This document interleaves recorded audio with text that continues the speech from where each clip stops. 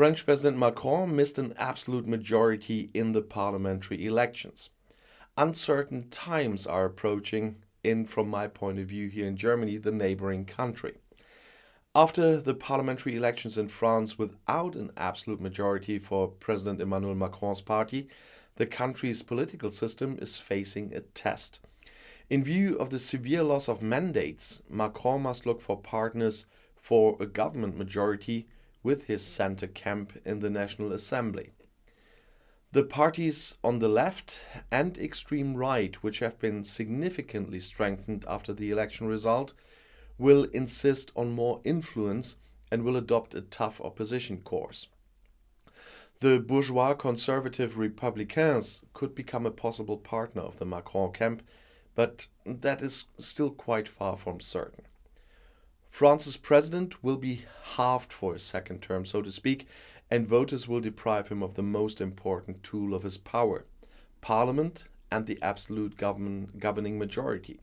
This is a blow for Emmanuel Macron, and an unexpected one at that. The parliamentary elections became a tool of punishment for the unloved man at the top. Now he begins the second period tied to a vacillating majority that wants to be reacquired each time. The conservative camp will pay dearly for the toleration.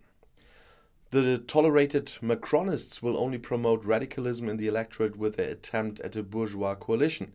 That's anything but usual in France. So the left may have triumphed a bit this Sunday, but Marine Le Pen was also very happy. In his first term in office, the young president flouted parliament too often. He made decisions alone in a small circle.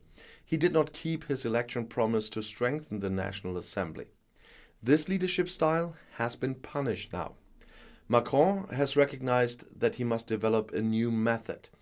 After this election, the National Assembly reflects the strengthening of the political forces on the left and right fringes.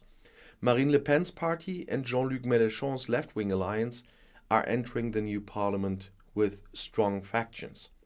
This promises heated debates, but also a long overdue revival of the parliamentary tradition in France. Macron's government acknowledged what Finance Minister Bruno Le Maire described as a democratic shock and pledged to push ahead with the reforms announced in his April manifesto called Harder and Faster. However, both the leaders of the far left and the far right have announced that they will make life as difficult as possible for the government. The latter must now seek allies, as I said, in the center-right conservative camp in order to pass legislation, as Macron's Ensemble Party alliance now only has a relative majority. For the president, the result is a setback, especially after he over-dramatized the situation last week. He had described his opponents as dangerous extremists and urged the country to give him a solid majority at the start of his second term, because nothing would be worse than adding French disorder to global disorder. Well, obviously, his countrymen have seen this differently. And I'll see you in my next video. Bis gleich.